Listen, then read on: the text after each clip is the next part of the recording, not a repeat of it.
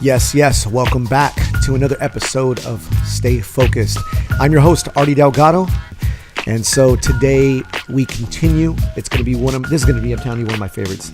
You have the opportunity of working with so many people in this industry. As I know many of you in the filmmaking industry, you guys do that quite a bit, but it is nothing like working with your family. It's nothing like working with your close friends. And today we are going to be talking mostly about what is a huge part in what I struggle with, has been learning process for me. And I think a lot of filmmakers out there struggle with and are wanting to know more about. It's about networking.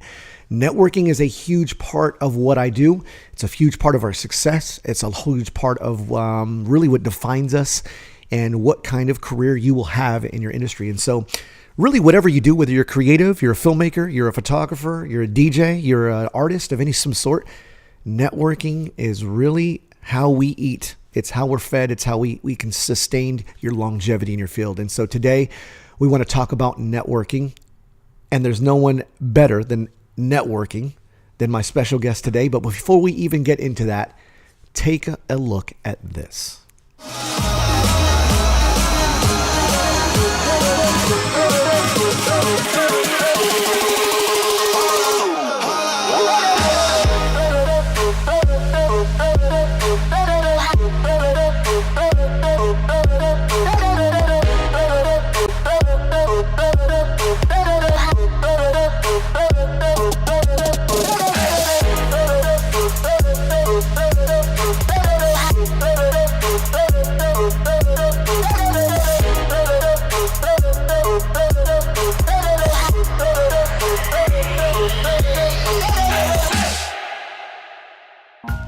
Well, we're talking about networking, and there's no one more than the network with the history that I have with this young man right here.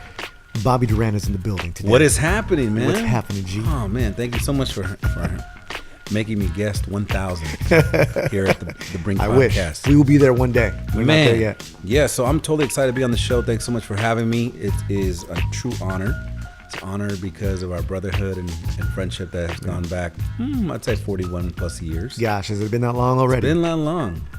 This is a lifetime right in front of our eyes right now. We have a lifetime career of our creative juices going. I mean, we've had lots of history together. Our families have known each other since we were babies. Yeah, there's like blood in, blood out. Right? It is just that. And so we've talked about chemistry in the past. And so you and I have you're right, long brotherhood here. Yep. And that goes beyond work. Totally. It goes beyond just friendship. It goes all the way down to where we were even in a rap group together. Yeah. Taking it back. So back before we even get into that, before we start, I've got a little gift for you. Wow. Take a look at this. This right here. What? This is an actual physical copy.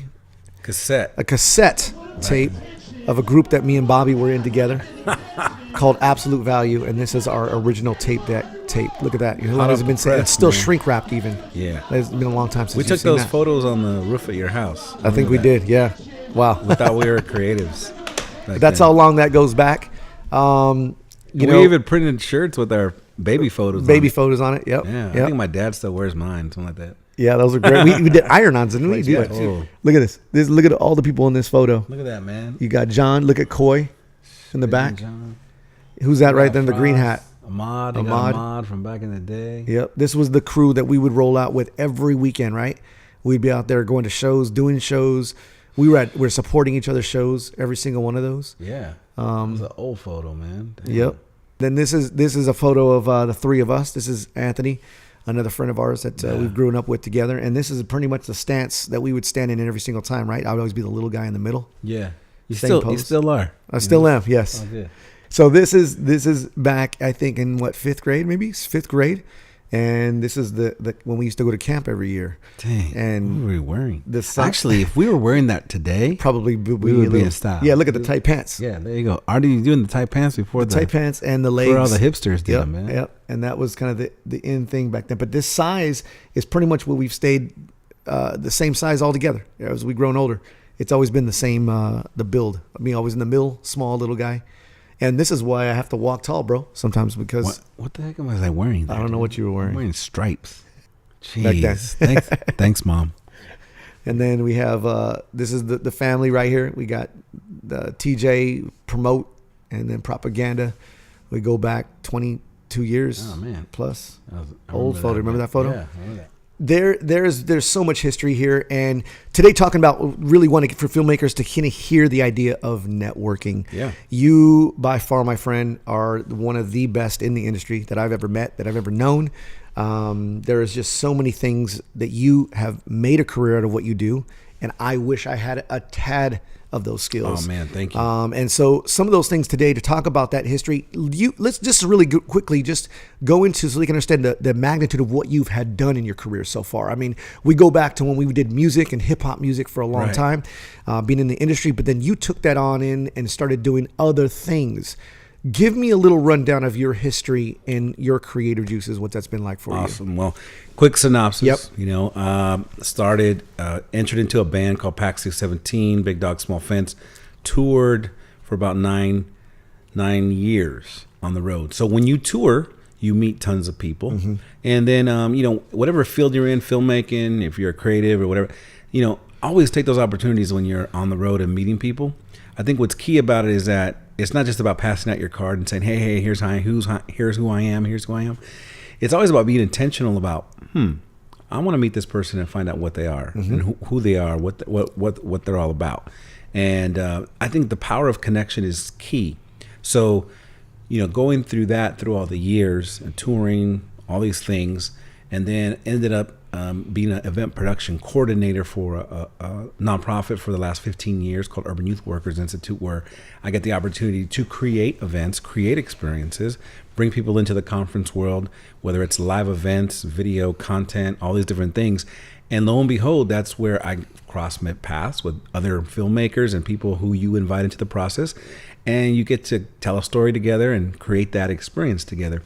And you get those aha moments where you can capture someone's story and captivate an audience with it. And I think throughout those years, and then in the midst of all that DJing, there's been some crazy platforms that I've been able to just be a part of and I get invited into. But I think what's key about it is that relationships are key into who you work with.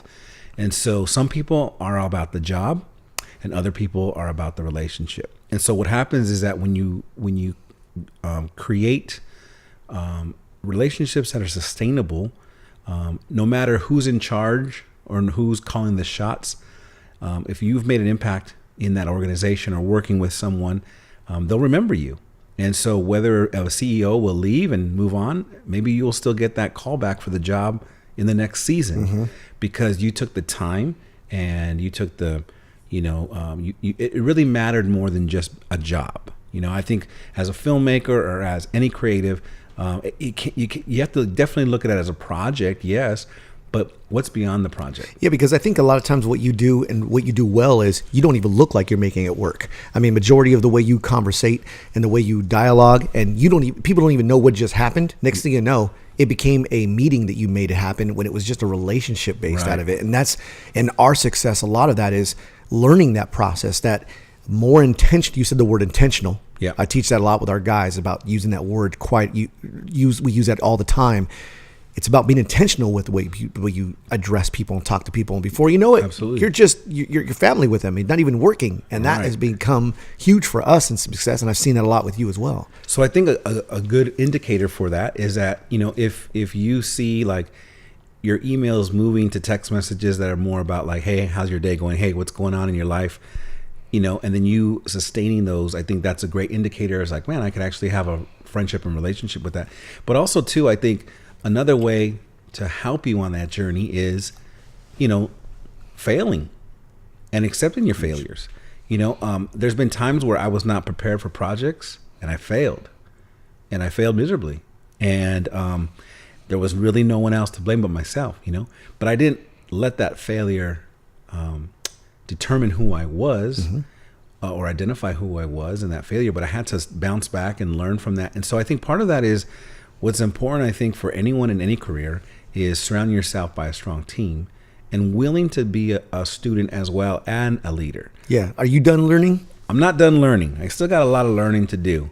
But I think what's important about it is that when you get a project, if like for instance, when I'm working an event, I know for sure my number one go-to is Brink. Like, I want Brink to be a part of this because they're going to help me tell a story or create an atmosphere that I know I can't do. I can't do that. And so the way I get energized is bringing other people into a project, knowing that they're going to kill it. They're going to be the experts in their area, and they're just going to bring a dynamic that I couldn't bring unless I invited them into the process, right? So that's what I mean about surrounding yourself with a strong team. And there's people that do things better than you, and you have to be okay with that. If you want your leadership skills to grow in those areas, and you can still lead and let people lead in their areas and together complete a project that will make an impact at an event, a package deal, something that a short film, something that you want to see succeed. I see the same value as that, bringing people in that will help you tell the story to just kill it, and I know that with Brink, like, I've done that so many times. We've probably produced so many projects together, but a lot of it is just giving you what we need and letting Brink be the experts in their area and help tell that story, and I think there's a learning process in that to say, I am stepping back a few to let someone who has a great creative process come in and help me tell this story and make it a success. Because I think once the project is a success, that other people love it, and then the whole team wins, And it's okay. It's okay to step back a little bit and let other people lead. Even though you're leading the project, you still need some help with that, So I really find value in that. And, let me just say that if it wasn't for me, like, Brink wouldn't exist. No, just kidding. That's very true. Some of that's true. No, I'm just playing. But I will say this, that like the ability of your you handle CEOs, guys at high levels, and then guys who are still young and independent, you handle it the same. I mean, the way you treat new guys, you treat the same higher end people. I mean, I see some of your success has been some of that. And I know that I've learned a lot of those skills from you. I wish I had more of those, but I watch you all the time and value your ability. I watch you work. You don't even know it sometimes, but I'll sit there and just watch you make conversation. I will make see how you introduce people to so-and-so. And next thing you know, I'm watching you work that networking right in front of my face.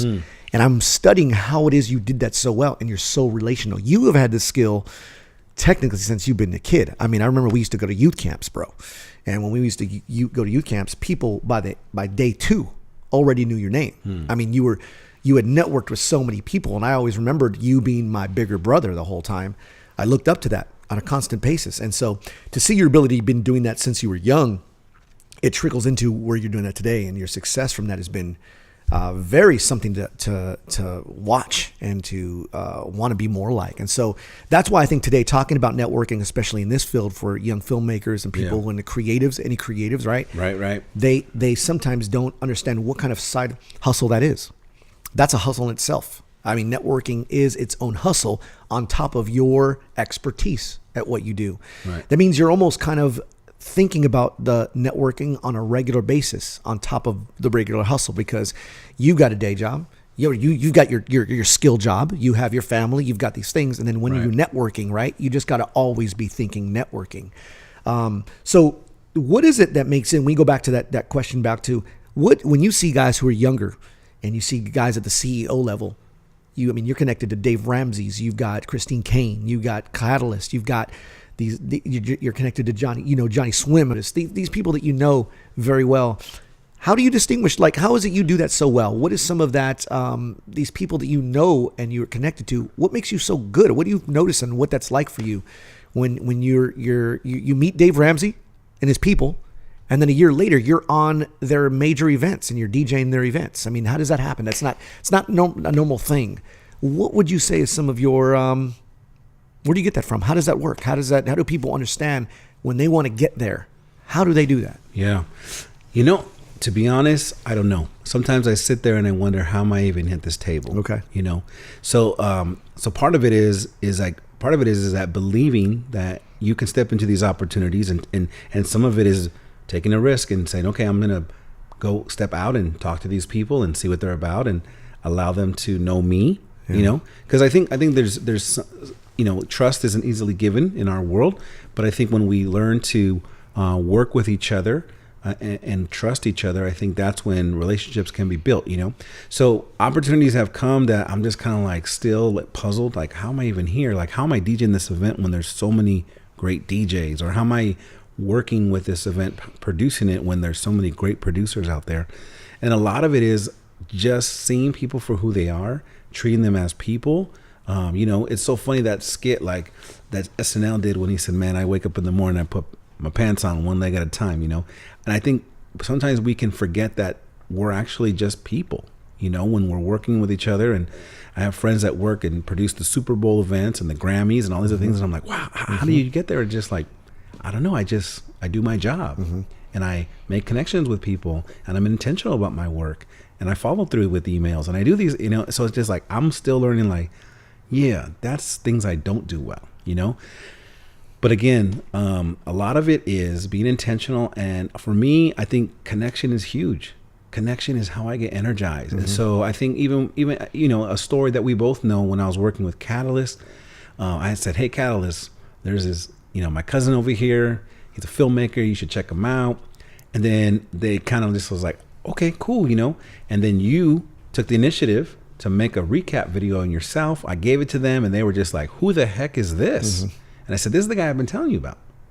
And I find energy in that. And now, you know, you're connected and you're doing so many great things with that organization and beyond. And I find that like with artists I've worked with and other people that I've worked with, like, that's it. Like I try to be a platform for others. I try to say, look, you need to know this person. And it doesn't have to be a big payoff for me. It doesn't have to be like a management fee or anything like that. It's more about like, if I know there's a platform that I'm helping be a part of, and I know that someone else can be on that platform, like I'll do whatever it takes to help them get on that platform, you know, because I get energized through that. And that creates more opportunities for the people. And, you know, that's kind of like, I think maybe, you know, how these opportunities have come where I'm sitting in some circles and I still don't know how I got here, but it's been great. Talk about the dynamic now. Let's talk about like the history we all have. I mean, we have mutual friends, right, family friends we've known for 20 something years or more that are doing successful stuff today. We have the Humble Beast family. We have Propaganda. We have just a lot of mutual friends doing successful stuff. And I'm so blessed to say that we have the ability of, we're grown up. Yeah. We're grown up doing what we love in completely different fields, right? Right. And we're doing the same events. I mean, we're doing the same jobs. We're in the same area. Talk about a job. Even we did one time, we had a job in San Diego, in Coronado, yeah, in Coronado City, San Diego. We show up, didn't even know we were on the same lineup. That tells you one thing: we don't talk enough. If that was the case. Second of all, it's unbelievable that like when you get into a certain level, the small community that there is there that's booking the same talent. So that was interesting to see that. But talk about the dynamic. What is it like? The fact that you could choose Brink, you could choose some of the other people, but what makes that dynamic when you say, I'm going to put you said building good team. It's all about good team around you. How is it that you say, like, how do you surround and pick that team? And what does it feel like for you when the success of people, when they want to build a team? When I have film leaders go, I want to be a director, but they don't have the clue of how to even build a team. Yeah. What are some of those techniques in finding good people?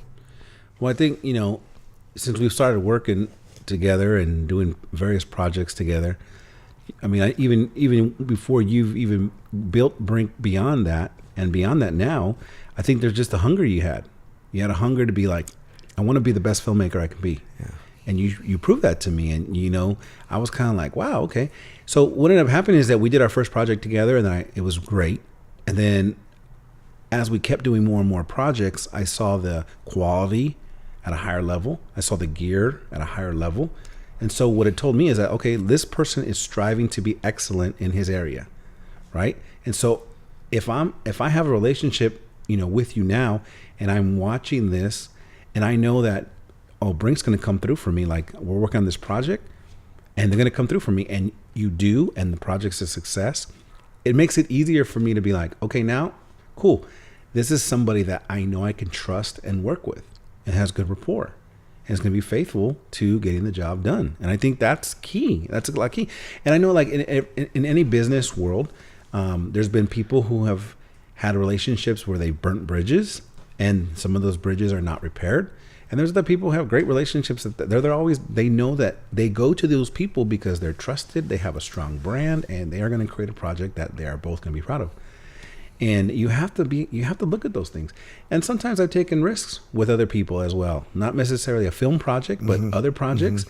And it's turned out great. And then sometimes it hasn't. But we have to learn that we're just people. We're human. Like we're not perfect. Like we'll make errors, you know, and it's okay. You know, for a very long time, it was hard for me to accept my failures. But I think the more I've accepted my failures is the better I've tried to shape myself as a leader, recognize things I didn't recognize before, and then see the good in everyone, you know, and not just always pick the same people, but like, okay, let's expand my team a bit. But I think trust is hard. Trust is hard to give away, you know. You talk failure. We some of the best people have failed and failed and failed to have big successes.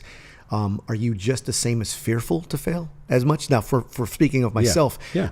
You know, we had my dad in here not a couple weeks ago, and some of the talk was that I have less fear about failing so much more now. It's a different type of fear of failing. Right. The fear is not so much like I'm afraid of not being accepted based on this, because I'm very confident. We built confidence over time in our skill level. But now, like we notice, and I take the team, when we do projects, sometimes I tell the team, look, we're going to do this project to learn more.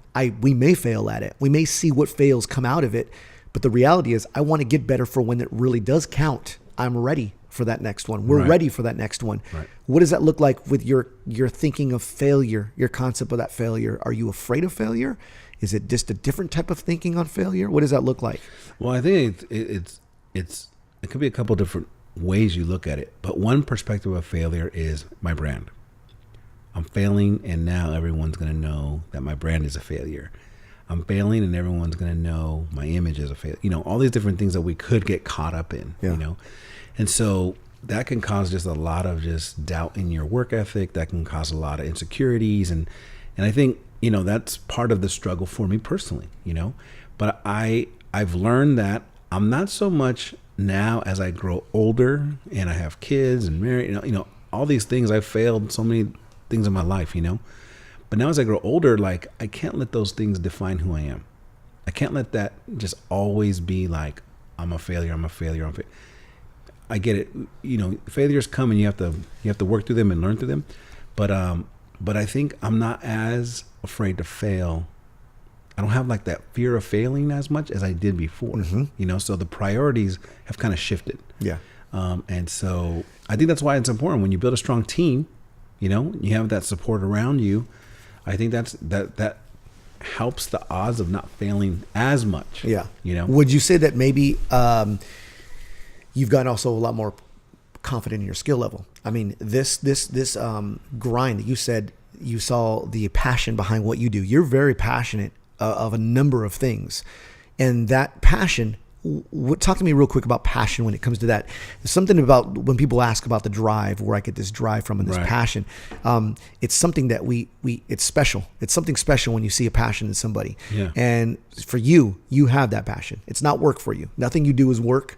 It's effortless. It looks effortless. It may be a lot of work because I know what it's like to do. You still do lots of hours of practicing to get better. I mean, I've seen your skill level at DJing. It's unbelievable to see what you've done with that. And then your ability to still do business stuff and then put on events and then produce these huge mega things. Your passion is behind all of it. Would you say that your confidence getting on that passion, what is that like for you to see that? I mean, you're so confident with that. Does that help when kids are, you know, guys are just not confident in what they're doing? Yeah. What is that like for you, just to feel like, is it a confidence thing? Is it just a passion thing? What is it? I think it is a bit of confidence. You know, the more and more you become familiar with maybe breaking bad patterns and starting new patterns that help you work better. Like, for instance, if you're always grinding, and that's all you do, at some point it's not going to be fun anymore. Yeah. You know, so you have to. And you've seen that happen. I know you have. Yeah, got people in the industry that you've seen them break. Totally. And it's done, right? And they've not learned that balance. Yeah. So all you're doing is like you're lowering the level of passion, because if you feel like if I'm gonna one day be successful, whether it's filmmaking or anything else, and you're constantly doing stuff and not giving yourself permission to invest in your own life, to refuel your soul, if it's going on hikes, if it's going to the gym, if it's shutting off anything electronic and just like, for those of you that meditate or pray or whatever, if it's not doing something for yourself, at some point you're going to kill your passion. Like you have to, like, I know that personally. Yeah. But there's people who just grind. They don't sleep, until they get it done. But at some point that's going to end, that your lifespan is only short. And so what I would do is to say, how do you maintain your passion is you look for other things to refresh yourself. Give yourself permission to invest in your life. For a long time, I had a hard time with that. That's good. I thought, oh, that's selfish. Oh, that's cockiness. Oh, that's this. Oh, if I do this, everyone's going to think this of me, right? Not the case. The case is you have to do what's best for you, so that way you can be a more effective leader, and that way you can be a more effective creative, and that way you can just be a more effective person in life general, And so the passion comes from refueling of the soul. Like it has to, it has to. So whether, whatever that looks for you, whatever state of life you're in, like, don't be a workaholic. I was a workaholic. I missed out on a lot of things in my family. I missed out on other job opportunities because I was so caught up in things that I thought were the right things for my life. Yeah. And they weren't. And so you have to have that balance. You have to have that balance. And to even add to that, we just recently had a big, our pastor actually talked literally about that. It was called Talking About Taking a Day Off. Yeah. And it was literally just the concept of you need to take that rest day to rejuvenate yourself. When you're doing it 7 days a week, you burn yourself out. Correct. Same thing spiritually. Yeah. Same thing with your career and passion. You will burn yourself out. And literally you can take a day off and you can come back stronger because you rejuvenated the juices by doing other things. And so I think you do that very well. You balance life, family, friends. You have a social life. Everybody knows your name. Everybody knows you everywhere they go. And so you've proven to show that balance. Yeah. And another thing too, like in my career, like I've just had also, when I say surround yourself by a strong team, not just work team, but just like strong people in your life, accountability, people that check in on you, people that pray for you. I'm in a small group, all these different things that however that looks for you, whatever dynamic that is for you. If you go to church, if you don't, just get into a group of people that will surround you, not just about your work ethic, but also just about your life, physically, spiritually, keep you accountable. Do you go to the gym? How are these things? What are some goals? How can I help you? Those are things that are going to be key to help you succeed down the line. Yeah. Now, getting into what the routine looks like, what is the for someone who hustles like you? We call it hustle, but to you it's a regular thing, right? Hustle. What's up? But the idea of that, what does that look like on a daily routine for you? Now, I mean that from when people don't even know where to start, or people don't know what that looks like. That life, bro. Because it is literally a lifestyle, right? Yeah. It's not something you work necessarily do anymore. You've been doing it for so many years, and it's led up to, especially for me, it's been you're almost callous to it anymore. Right. Where it's a regular routine of my daily hustle, of my phone call making, of my intentional phone calls, or ability to, balance life. Yep. What does that daily look like for you? So every day I'm up 5 a.m., crack 4 eggs at the gym, protein shakes. No, I'm just kidding. I knew that wasn't true. Yeah, that's not true. Yeah. No, but every day I am up about 6:30. Yeah. Every day. Well, you got kids. I got kids. That's where life starts for you right there, right? And a first grader, and then my wife works her shifts at the hospital. So that, first, when you wake up, I know like first priorities are get the wife out the door, coffee in her hand to work, get the kids up ready for school, all those things. So I do know that every day I wake up, then it's different with my travel schedule, or, we make it work, right? But I think like part of it is I try to do as much work when the kids are at school and my wife's at work. I try to get all that in. So, it's known that some people that work at an office, a 9-to-5 job, they'll take an 8 to 10 hour day, but only get an hour to 2 hours real work done. So think about that, right? People that work the 9-to-5ers, they have someone constantly over their shoulder. They have someone who pretty much tells them what to do, but their work execution is only about an hour and a half. Mm-hmm. So for other people who maybe not have that surrounding or that environment, you know, for me, I try to be like, okay, what am I going to do intentionally to knock out and be effective in these 2 to 3 hours I have here by myself? I'll try and do emails, try and do phone calls, try and lock all these things. But then at some point when my kids are home, I got to like have a balance. Like, so I will intentionally now, where before I did it, I put my phone in the other room and I'm intentionally about not trying to check it as much, right? Because all of us know that work email, personal email, and whatever other email, AKAs, all go to your phone. So you have the opportunity to check a work email, a personal email, all at the same time. It'll never stop if you just keep. It just doing never that. stops. Right. It just never stops. So I think that's like the routine. Wake up, do that, check emails, do these things, and then be intentional about my travel schedule. Try to figure this out. Book things. Look for ideals. Try to get this. Figure out. Okay, I'm going to this city. Who do I know in that city that's there? Who do I know in that city I can get a meeting with? You know, all these different things. So that's like the grind. That's like being intentional for every opportunity that you're going to go to, when you're going to go to a city, when you're going to go this. So like, for instance, I went and did, you know, it was awesome. I did Dave Ramsey's Christmas party, done it a couple of years in a row. While I was there, I met with another organization. They just booked me for another event this year, you know. So I'm trying to like figure out how do we be intentional when you do that. So and the grind doesn't have to be sleepless nights all the time. Correct. You know, don't get me wrong. There's going to be times where that's going to happen. But as the grind settles out, like, then it's like a lifestyle change. Like, okay, this is how I'm going to be most effective with my day. Because if I don't, then again, I'm going to completely kill my passion of everything I'm doing. And to even add into what you were about to say was, when you find yourself doing a big event or you get another gig in another state, because you travel on a regular, you're flying everywhere just like we are. We're doing stuff in Atlanta. We're doing stuff in Nashville. You're doing stuff in Dallas. I'm a lot of places too. Right. But do you find yourself that continuously networking and your hustle never stops even when you're on that job? Like for myself, I find myself picking up gigs, another job, or meeting another network while I'm on that job. But I'm knowing I'm still working that networking opportunity while I'm working it. Right. The job that I'm getting paid for. Right. It doesn't even stop in my thinking. I don't even know how to turn it off. Does that's the same way for you? Where you are always thinking that way? I'm always thinking that way. You're always thinking that way. Because I see, you know, I have a high value for people. If someone's at an event, like a high level event, they're there for a reason. You know, they're there for a reason. So sometimes I'll sit in on sessions. I'll figure out more about them, Google search what they do, check out their opportunities.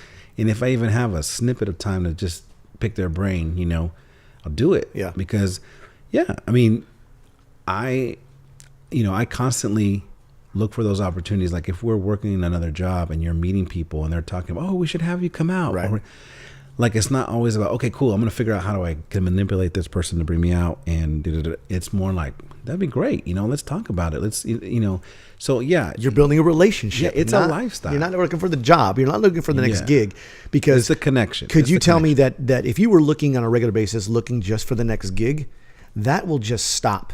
Whereas if you're doing it looking for the next relationship, that's longevity. Exactly. Right? Yeah, you don't want to be that annoying person that's always giving the, here's my flyer, here's my card, here's this, here's a...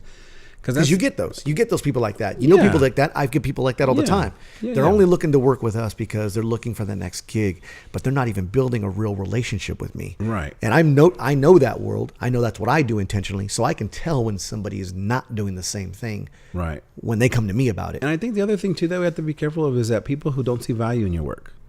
I think there's people who come alongside and just try to come alongside you and be like, hey, I want you to do this, and this. And then, I'm paid $200. Yeah. It's like, oh, well, I'm cool. Yeah. You know, not in the cockiness or not in any other way. It's just that you have to understand, like, this takes time. You know, it takes away from family and friends, takes away from you doing other jobs, you know, so you have to have that balance of like figuring out. Now I will say this, there's another side of me too that loves to work with people in the nonprofit world, loves to work on the ministry side of things.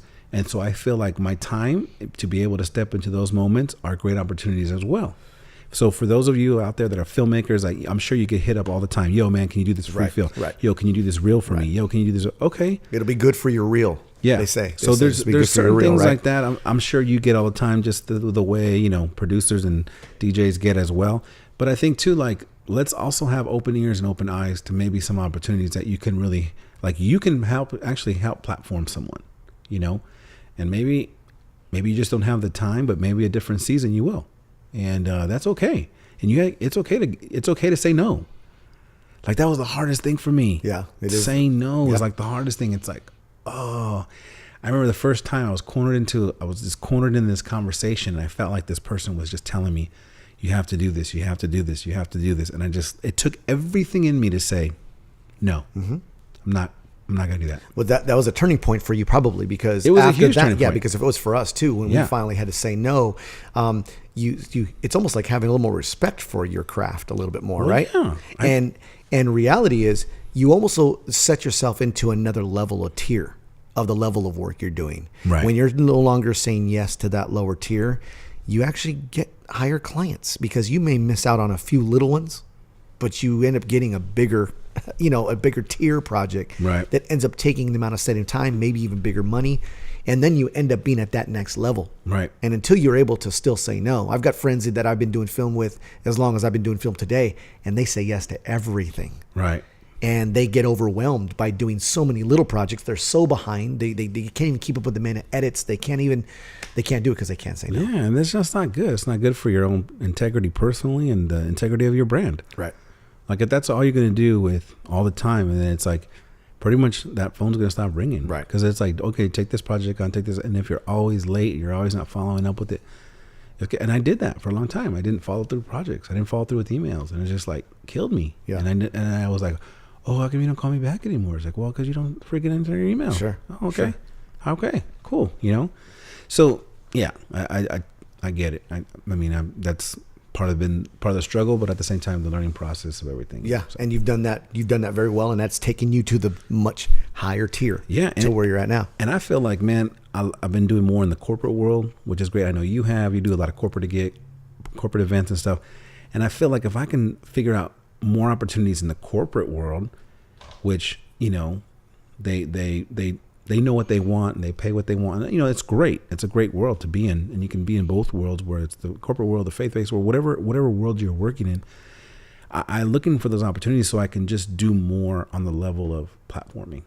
I think when I get to platform people or just help people, like I've talked to a couple of different people here, recently, and just say, hey, I just want to help you. It's like, well, I know I don't have a lot of money. I can't pay you. And it's not about paying me. Yeah.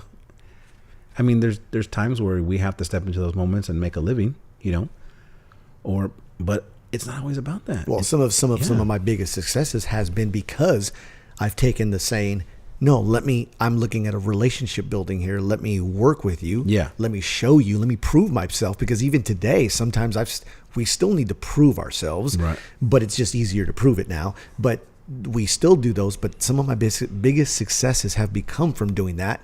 And they've turned into long-term relationships that they've succeeded, and that you then go along with their success. Yeah. You are one of those. I mean, to see your success and all that you do, what's the jobs you get? If you end up producing a huge event, right, I'm rolling with you. Like you already know, like, that's my guy. I'm taking him with me. That's a lot of what we've done, And then you have to be okay, because sometimes when that person ships sales, maybe that's the last time you see them, and you're like, yo, what's up, man? I helped you. Yeah. But, everyone's in seasons. There's certain seasons where people will be like about you helping them and then platforming them out, and then maybe you never hear from them again. And that's okay too. Yeah. You have to be okay with those things. I mean, it may hurt for a little bit. Okay, cool. But like you had a touch, a print on their life, Yeah. and you helped them become a successful person. How as I just thought of this idea, but how intentional are you when you do find somebody that you do want to connect with, or you want to build Right. a relationship? What does that technically look like? Tell me what that looks like. Is it something you put in your calendar as like, I got to follow up with him in a week later? Yeah. Is it something that you say, I'm going to call him 5 times before I get a call back? What is that intentional thing that looks for you when you find someone that you've been wanting to connect with? What does that look like for you? What are you doing intentionally to maintain that? Yeah. So usually what I do is I get their email and just put it in a bunch of spam emails. Just bombard them with spam. They'll never forget your name. Yeah, and then text them 1,000 times a day. No, I mean, I think part of it too is, it's a great question, because you got to find that balance. Is okay. What is the balance of like annoying someone? Yeah. And what is the balance of being intentional? Yeah. You know? So sometimes a lot of it is I'll leave a voicemail or a text, you know, and if it's something I'm trying to work with them on a project, that's something different, right? But if it's someone I'm trying to just follow up with and connect with, I usually do the voicemail. I like to do voicemails because voicemail for me is personal. It's someone's voice, because anyone can text and you don't even know who's texting you. Yep. It could be an assistant of an assistant saying, hey, text Brink and tell them this, right? But a voicemail is my voice. Hey, so great connecting with you this last week.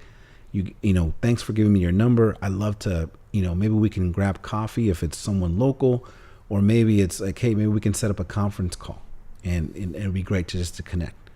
If you hear back, cool. If you don't hear back, shoot them an email. And then that way you have a paper trail of like, okay, cool. I emailed them on this date and I didn't hear back. So then and you can kind of know like, okay. Yeah.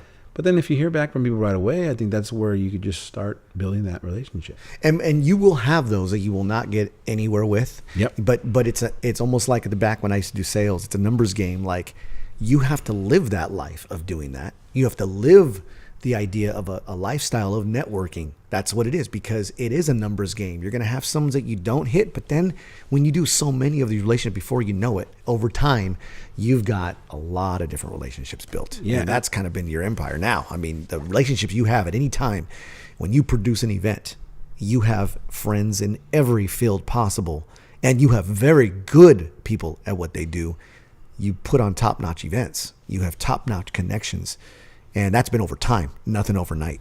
Yeah. Right. Definitely over time. Yeah. So, yeah. Yeah, that's fantastic. Well, brother, I mean, there is just, I think this has been really enlightening for a lot of people, especially in our field, that lose that focus of what it really means to network. Yeah. You know, here's one little story I will say that I was taught a while back. I remembered that I heard this, that were like an example of like Toyota. For instance, Toyota or a car company, just use a car company example. What they do is the amount of money they've actually done the numbers to figure out how much it costs them when they get somebody walking on the lot for the first time, who's just browsing and looking at a lot. And they've put it in to figure out how much it costs them. It costs them like $2,400 by the time he buys a car. That's how much they've invested in a guy with an advertising and marketing to get that guy to walk in on the lot to buy a car. Right. Now, once he's bought a car and he's happy with that car, they've figured out the amount of cost that once he's happy with it and he promotes to his people, how much it costs to get a referral based out of him to get someone on the lot. And it's like down to the hundreds, like $100, $200. That's the amount. So when they realize that, who do you think they put their value in? They put their value in the guy who bought the car originally.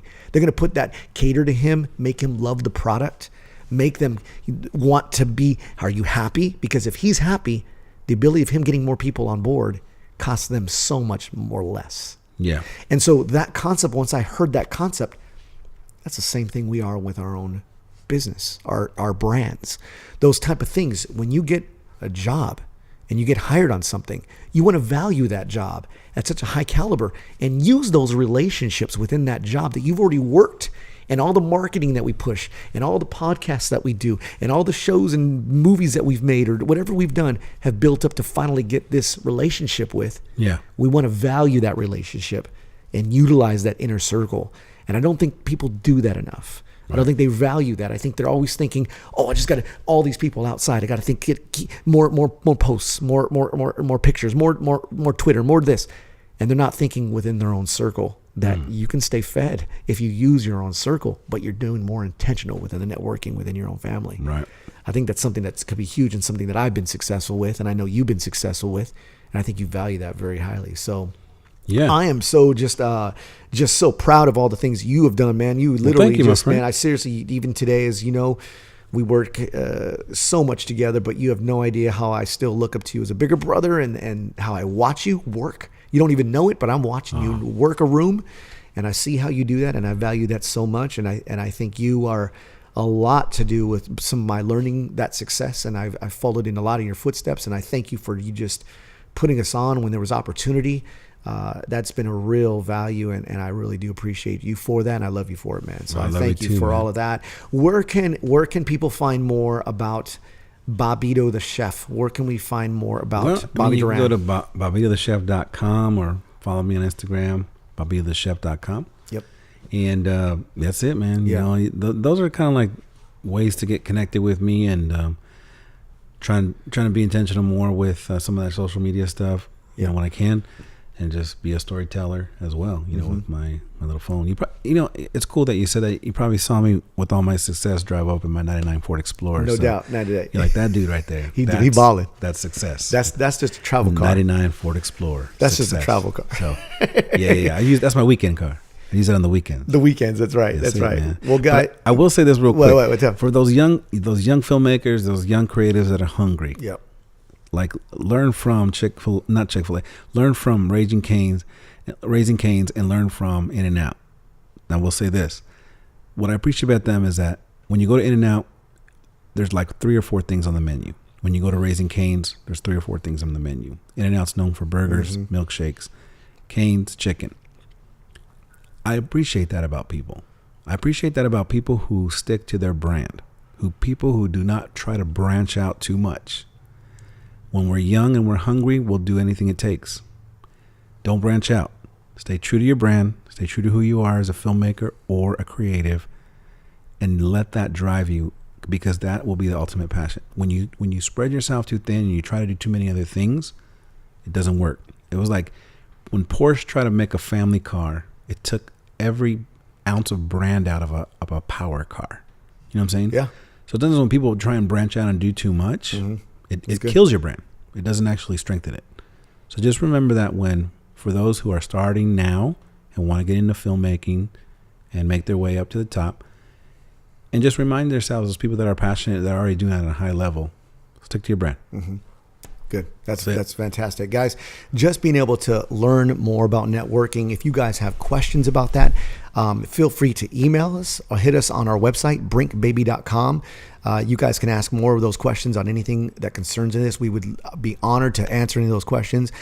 Hit us on Instagram as well, and we'll be able to address some of those. Hit me on my MySpace. Hit me on the DM, you know what I'm saying? But these kind of questions are huge, and it is part of a daily routine. It is part of who we are. It's something we don't think about anymore. And if you're on a creative and you're learning and you're trying to get into it, networking is something that you have to do. It's not if you want to be a real success and make a living at this, and you want to be true and be good at what you do, this is a big part of what we do on our daily lives. So we hope you got a lot out of that. Don't forget to check out the website for anything more. Don't forget to pick up your Brink product, pick up your hoodies, pick up your Brink socks, the hats. And just thank you so much for coming in today, Bobby. I appreciate you, man. We love you. And we will see you next time on Stay Focused. Peace.